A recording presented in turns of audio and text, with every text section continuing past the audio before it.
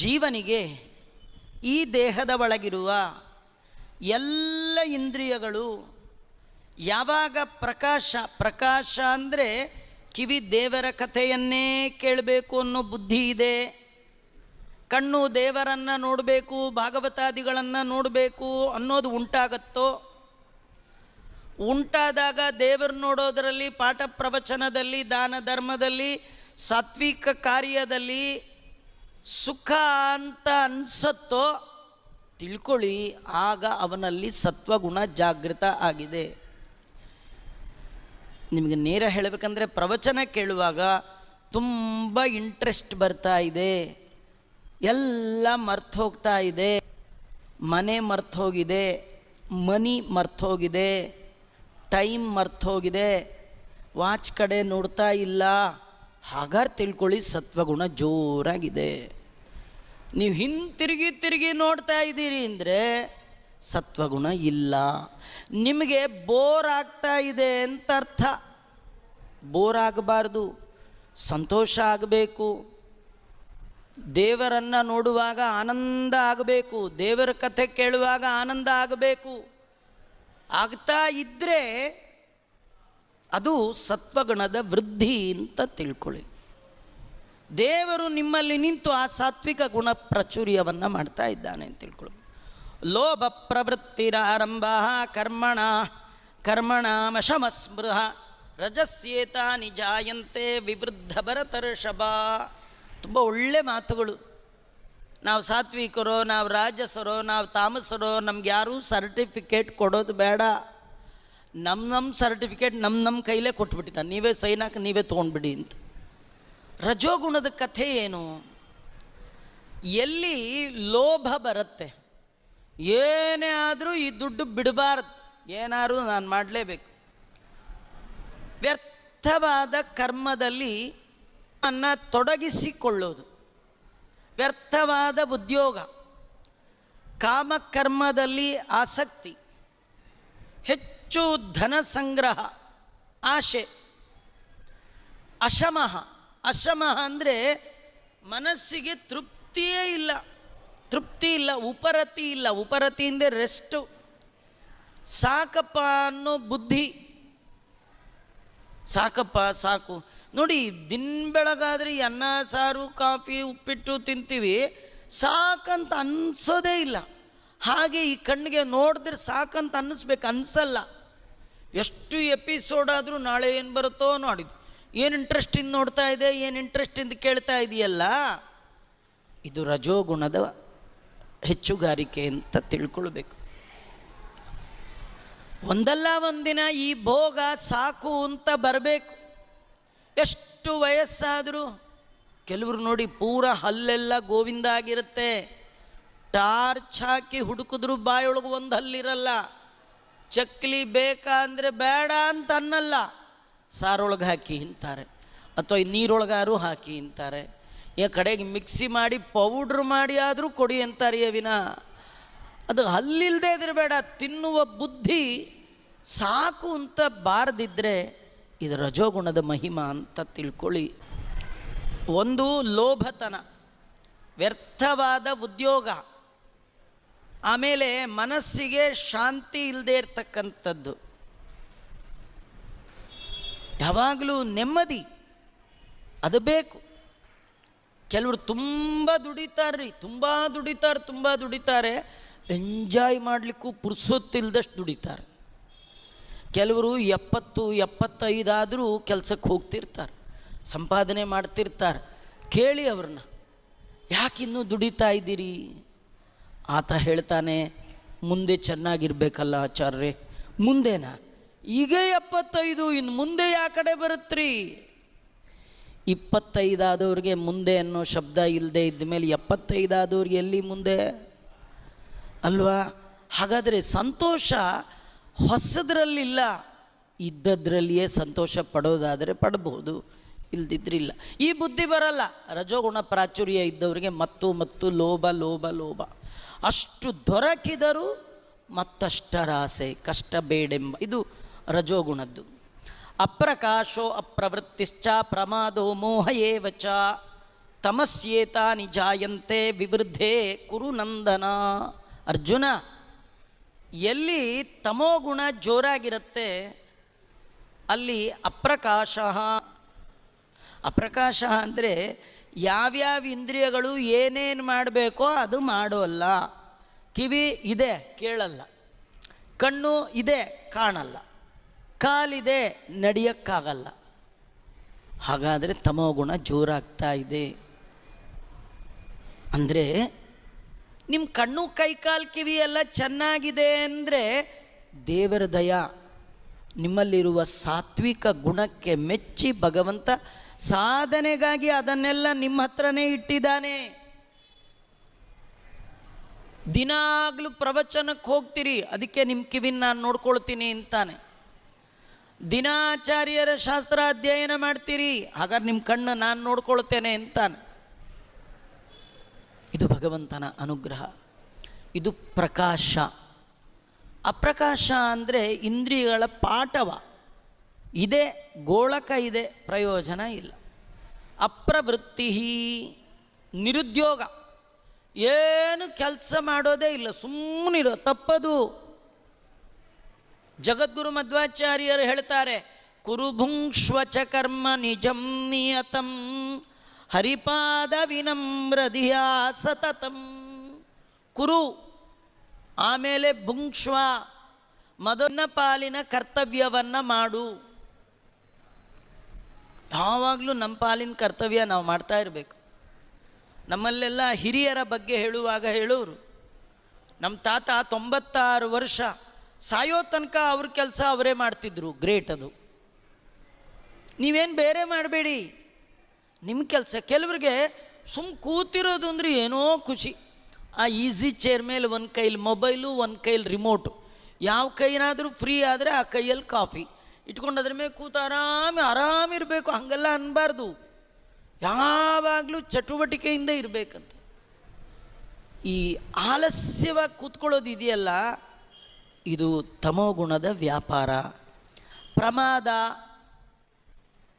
ಅನವಧಾನ, ಮೋಹ, ಮಿಥ್ಯಾಜ್ಞಾನ, ತಪ್ಪು ತಿಳುವಳಿಕೆ, ಆಲಸ್ಯ ಇವೆಲ್ಲ ತಮೋಗುಣಗಳಿಂದ ಹುಟ್ಟಿರ್ತಕ್ಕಂಥದ್ದು ಅಂತ ತಿಳ್ಕೊಳ್ಬೇಕು. ನೋಡಿ, ಸತ್ವಗುಣ ಪ್ರಾಚುರ್ಯ ಇದ್ದಾಗ ಅಂತ್ಯಕಾಲ ಬಂತು ಅಂತಾದರೆ ಈ ಜೀವ ದೇಹತ್ಯಾಗ ಮಾಡುವಾಗ ಸತ್ವಗುಣ ಪ್ರಾಚುರ್ಯ ಇದ್ದರೆ ಏನು ಫಲ? ಜೀವನದಲ್ಲಿ ಸತ್ವಗುಣ ಉದ್ಬೋಧಕ್ಕೆ ಬೇಕಾದಂಥ ಕರ್ಮವನ್ನು ಮಾಡ್ತಾ ಇರಬೇಕು, ಪ್ರಯತ್ನಪೂರ್ವಕವಾಗಿ ಒಳ್ಳೆಯ ಕೆಲಸವನ್ನು ಮಾಡ್ತಾ ಇರಬೇಕು. ಸತ್ವಗುಣ ವೃದ್ಧಿಯಲ್ಲಿದ್ದಾಗ ಜೀವ ದೇಹತ್ಯಾಗ ಮಾಡಿದರೆ ಏನು ಫಲ? ಅದನ್ನು ಹೇಳ್ತಾನೆ ಪರಮಾತ್ಮ.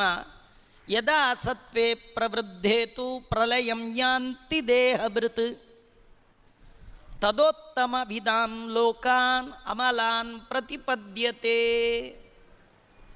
ಸತ್ವಗುಣ ವೃದ್ಧಿಯಲ್ಲಿರುವಾಗ, ಸಾತ್ವಿಕವಾದ ಕಾರ್ಯ ದೇಹ ಮಾಡ್ತಾ ಇರುವಾಗ ಜೀವ ದೇಹತ್ಯಾಗ ಮಾಡಿದ ಅಂತಾದರೆ ಭಗವಂತನ ಭಕ್ತರು ಹೊಂದುವಂತಹ ದೋಷರಹಿತವಾದ, ದೋಷ ಅಂದರೆ ದುಃಖ ಇಲ್ಲದ ಲೋಕ, ಸಾವು ಇಲ್ಲ, ಪಾಪಕರ್ಮ ಇಲ್ಲದ ಲೋಕ, ಇಂಥ ಲೋಕಗಳಲ್ಲೇ ಹೋಗ್ತಾನೆ. ಇಲ್ಲ ಅವನಿಗಂಥ ಉತ್ತಮ ಲೋಕಕ್ಕೆ ಅಂದರೆ ಮೇಲಿನ ಲೋಕಗಳಿಗೆ ಹೋಗ್ತಾನೆ. ಬರೀ ಅಷ್ಟೇ ಅಲ್ಲ, ಮುಂದೆ ಕೂಡ ಸಾತ್ವಿಕರ ವಂಶದಲ್ಲಿಯೇ ಹುಟ್ಟುತ್ತಾನಂತೆ. ಸತ್ವಗುಣ ಪ್ರಾಚುರ್ಯದಿಂದ ದೇಹತ್ಯಾಗ ಮಾಡಿದ ಅಂತ ಉತ್ತಮ ಲೋಕ ಪ್ರಾಪ್ತಿ ಜೊತೆಗೆ ಸಾತ್ವಿಕರ ಮನೆಯಲ್ಲಿ ಹುಟ್ಟು, ಇದೆರಡು ದೇವರು ಕೊಡ್ತಾನೆ. ಇನ್ನು ರಜಸಿ ಪ್ರಲಯಂಗತ್ವ ಕರ್ಮ ಸಂಗೀಷು ಜಾಯತೆ ತಥಾ ಪ್ರಲೀನಸ್ತಮಸಿ ಮೂಢ ಯೋನಿಷು ಜಾಯತೆ. ರಜೋಗುಣ ವೃದ್ಧಿ ಇದ್ದಾಗ ಯಾರು ಜೀವ ದೇಹತ್ಯಾಗ ಮಾಡ್ತಾನೆ ಅವನು ಈ ಕಾಮ್ಯ ಕರ್ಮ ಮಾಡುವವರ ಸಂಘದಲ್ಲಿ ಹುಟ್ಟುತ್ತಾನಂತೆ. ಸಾತ್ವಿಕರ ಕುಲದಲ್ಲಿ ಹುಟ್ಟಿಲ್ಲ ಅವನು.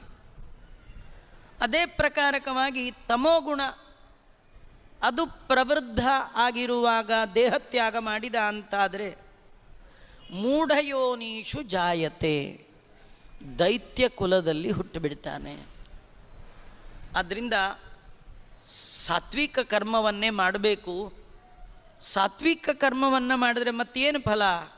ಕರ್ಮಣ ಸುಕೃತಸ್ಯಾಹು ಸಾತ್ವಿಕಂ ನಿರ್ಮಲಂ ಫಲಂ ರಜಸಸ್ತು ಫಲಂ ದುಃಖಂ ಅಜ್ಞಾನಂ ತಮಸಃ ಫಲಂ. ಈ ಮೂರು ಕರ್ಮಕ್ಕೆ ಫಲವನ್ನು ಭಗವಂತ ಹೇಳ್ತಾ, ಸತ್ಕರ್ಮ ಮಾಡಿದಿ ಅಂತಾದರೆ ಆ ಕರ್ಮಕ್ಕೆ ಸಾತ್ವಿಕ ಪಾದ ಫಲ. ಶುಭೇನ ಕರ್ಮಣ ಸ್ವರ್ಗಂ ನಿರಯಂಚ ವಿಕರ್ಮಣ, ಉತ್ತಮವಾದ ಫಲವನ್ನು ಪಡಿತಾನೆ. ರಜೋಗುಣದ ಕರ್ಮವನ್ನು ಮಾಡಿದ ಅಂತಾದರೆ ದುಃಖದಿಂದ ಕೂಡಿದ ಫಲ. ಸುಖ ಇಲ್ಲ ಅಂತಿಲ್ಲ, ಸುಖ ಇದೆ, ಆದರೆ ಸುಖದ ಒಟ್ಟಿಗೆ ದುಃಖವೂ ಇರುವಂಥದ್ದು. ಸಾತ್ವಿಕ ಗುಣದ ಕಾರ್ಯಕ್ಕೆ ನಿರ್ಮಲವಾದ ಸುಖ, ಮಲ ಅಂದರೆ ಕೊಳಕು, ಯಾವುದು? ಆ ಸುಖದ ಒಳಗೆ ದುಃಖದ ಲವಲೇಶ ಇಲ್ಲ. ಆದರೆ ರಜೋಗುಣದಲ್ಲಿ ಎರಡು ಮಿಶ್ರ. ಇನ್ನು ಮಾಡಬಾರ್ದು ಕೆಲಸ ಮಾಡಿದ್ರಿ, ಆಲಸ್ಯ, ಭ್ರಮ ಇತ್ಯಾದಿಗಳು, ಇದಕ್ಕೇನು ಫಲ ಅಂತಂದರೆ ಅಜ್ಞಾನದಿಂದ ಕೂಡಿರ್ತಕ್ಕಂಥದ್ದು ಮಾಡಿದ್ರೆ ಆ ತಮಸ್ಸು, ಆ ಕರ್ಮಕ್ಕೆ ಅಜ್ಞಾನದ ಫಲ ಹೇಳ್ತಾನೆ ಭಗವಂತ. ಅವನು ಕೆಟ್ಟ ಕೆಟ್ಟ ಜನ್ಮಗಳಲ್ಲಿ ಹುಟ್ಟಿ ನರಕಾದ್ಯ ಅನರ್ಥಗಳನ್ನೇ ಹೊಂತಾನೆ. ಹಾಗಾದರೆ ನಿರ್ಮಲವಾದ ಫಲ ಏನು? ಸತ್ವಗುಣ ಮಾಡಿದಾಗ, ಸಾತ್ವಿಕರಾದಾಗ, ದೇಹತ್ಯಾಗ ಮಾಡಿದರೆ ಏನೆಲ್ಲ ಫಲ ಮತ್ತೆ ವಿವರಿಸಿ ಹೇಳ್ತಾನೆ. ಸತ್ಸ್ವಾತ್ ಸಂಜಾಯತೆ ಜ್ಞಾನಂ ರಜಸೋ ಲೋಭ ಏವ ಚ ಪ್ರಮಾದ ಮೋಹೋ ತಮಸೋ ಭವತೋ ಜ್ಞಾನಮೇವ ಚ. ಸತ್ವಗುಣದಿಂದ ಉತ್ತಮವಾದ ಜ್ಞಾನ. ಯಾಕೆಂದರೆ ಸತ್ವಗುಣದಿಂದ ಸಾತ್ವಿಕವಾದ ಕರ್ಮ ಮಾಡ್ತೀರಿ, ಆ ಕರ್ಮದ ಒಳಗೆ ಅಹಂಕಾರ ಇಲ್ಲ, ಆ ಕರ್ಮ ಭಗವಂತನಿಗೆ ಅರ್ಪಣಾ ಭಾವದಿಂದ ಮಾಡ್ತೀರಿ, ಅದರಿಂದ ಒಳ್ಳೆಯ ಜ್ಞಾನ ಬರುತ್ತೆ. ಪರಾಪರ ತತ್ವ, ಪರಾಪರ ತತ್ವ ಅಂದರೆ ಪರಮಾತ್ಮನ ಬಗ್ಗೆ, ಜೀವರ ಬಗ್ಗೆ, ಜಗತ್ತಿನ ಬಗ್ಗೆ ಯಥಾಯೋಗ್ಯವಾದ ಜ್ಞಾನಕ್ಕೆ ಕಾರಣ ಆಗುತ್ತೆ ಸತ್ವಗುಣಗಳಿಂದ ವಿಶಿಷ್ಟವಾದ ಕರ್ಮ. ರಜೋಗುಣದಿಂದ ಏನು ಬರುತ್ತೆ ಅಂದರೆ ಲೋಭತನ ಬರುತ್ತೆ, ವಿಷಯದಲ್ಲಿ ಆಸಕ್ತಿ ಬರುತ್ತೆ. ತಮಸ್ಸಿನಿಂದ ಪ್ರಮಾದಗಳು, ಮೋಹಗಳು, ಭ್ರಮಾಜ್ಞಾನಗಳು ಬರುತ್ತೆ. ಅದರಿಂದ ಬರುವ ಫಲ ಮತ್ತೆ ಭಗವಂತ ಹೇಳ್ತಾನೆ, ಊರ್ಧ್ವಂಗಚ್ಚಂತಿ ಸತ್ವಸ್ಥ. ಸಾತ್ವಿಕ ಗುಣದಲ್ಲಿರುವವರು ಜನೋಲೋಕ, ಮಹೋಲೋಕ, ತಪೋಲೋಕ, ಊರ್ಧ್ವ ಲೋಕಗಳಿಗೆ ಹೋಗ್ತಾರೆ. ಮಧ್ಯೆ ತಿಷ್ಟಂತಿ ರಾಜಸಾಹ. ಕಾಮ್ಯಕರ್ಮ ಮಾಡುವವರು ಮೇಲೂ ಹೋಗಲ್ಲ, ಕೆಳಗೂ ಹೋಗಲ್ಲ, ಮಧ್ಯ. ಅದ್ಯಾವುದು? ಸ್ವರ್ಗಾದಿಗಳಲ್ಲಿರ್ತಾರೆ. ಸತ್ಕರ್ಮ ಮಾಡಿರ್ತಾರೆ, ಅದರ ಫಲವನ್ನು ಭೋಗಕ್ಕೆ ಸ್ವರ್ಗ, ಅದರ ಒಟ್ಟಿಗೆ ಮಾಡಿರ್ತಕ್ಕಂತಹ ಕೆಟ್ಟ ಕರ್ಮದ ಅನುಭವಕ್ಕೆ ನರಕ. ನರಕ ಸ್ವರ್ಗಾದಿಗಳು ಆವೃತ್ತಿ ಸಹಿತವಾದ ಲೋಕಗಳು, ಮತ್ತೆ ಮತ್ತೆ ಬರಬೇಕು. ಇದು ಮಧ್ಯದ ಲೋಕಗಳು. ಇನ್ನು ಅಧೋಗಚ್ಚಂತಿ ತಾಮಸಾಹ. ತಮೋಗುಣ ಪ್ರಾಚುರ್ಯದ ಕರ್ಮಗಳು, ಅದರ ಫಲ ಏನು ಅಂತಂದರೆ ಅವನು ನಿತ್ಯ ದುಃಖಮಯವಾದ ಲೋಕ ಏನಿದೆ ಅದನ್ನು ಹೊಂತಾನೆ. ಅದರಿಂದ ಎಚ್ಚರಿಕೆಯಿಂದ ಇರಬೇಕು. ಎಲ್ಲಿಯಾದರೂ ಪ್ರಮಾದ ಬಂದರೆ ಜಾಗೃತರಾಗಬೇಕು. ಎಲ್ಲಿಯಾದರೂ ಮಾಡಬೇಕಾದ ಕೆಲಸದಲ್ಲಿ ಆಲಸ್ಯ ಬಂದರೆ ತತ್ಕ್ಷಣ ಗೀತೆಯನ್ನು ನೆನಪು ಮಾಡಿಕೊಂಡು ಎದ್ಬಿಡಬೇಕು, ಆಲಸ್ಯ ಮಾಡಿಕೊಳ್ಬಾರ್ದು. ಇದೆಲ್ಲ ಭಗವಂತ ನಮಗೆ ಎಚ್ಚರಿಸಿ ಕೊಡ್ತಾ ಇದ್ದಾನೆ. ಭಗವಂತ ಅರ್ಜುನನಿಗೆ ಹೇಳ್ತಾ ಇದ್ದಾನೆ, ಈ ಜಗತ್ತು ಒಂದು ವೃಕ್ಷ. ವೃಕ್ಷ ಅಂದರೆ ಅಶ್ವತ್ಥ ವೃಕ್ಷ. ಇದು